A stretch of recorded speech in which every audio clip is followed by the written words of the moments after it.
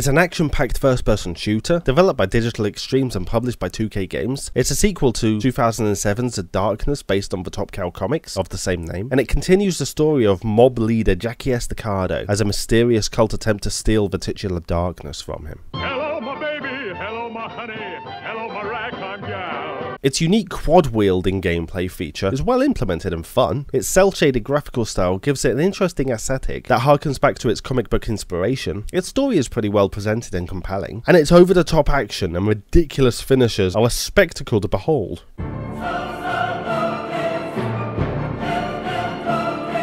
The game isn't as grounded as its predecessor. The ongoing mystery throughout the game isn't actually that mysterious. The characterization isn't nearly as well done this time around, and the game sometimes feels like a grind as you plow through endless hordes of identical enemies. I've probably said this before, but I hated The Darkness when I first played it. Then I played it again, and I fell in love. So much to the extent that when a sequel was announced, I was outrageously hyped. Suffice to say that I was left somewhat bewildered when the sequel turned out to be a massive stylistic and tonal departure from the game I had come to adore. Even so, The Darkness is a very good game in its own right, just not in the same way as its predecessor. Whereas with the original, I loved the dark setting of the New York backstreets, the characterization, and the mysterious story. The second is much more focused on its minute-to-minute gameplay, something that the first Darkness struggled with at times. Not to say it's all action, because the points at which the game embraces its character development and continuing story arc, it really comes alive for me. It's just that overall it leans more heavily on its comic book origins, which is probably most apparent in its cel-shaded art style, and scenes that look like they could have been copied directly from the page. It's clear that The Darkness 2 was going for something different to the first, while maintaining, to my relief, important story threads, and for the most part they succeeded. Only the styles of action-packed over-the-top hyper-violence and dark character drama in this case don't exactly mesh too well. The best embodiment of this problem is probably Jackie himself. In the first game, although being a mobster, he almost came across as sympathetic, only wanting to run away from his current life with his girlfriend, where in the sequel he jumps between being a ruthless demon-infused murderer like Jackie of the comics and the damaged world-weary version I personally preferred. In all, this doesn't detract from the overall quality of the game, and I was still left reeling by a cliffhanger for a game we'll probably never get. In all, I'd say definitely play The Darkness 2, just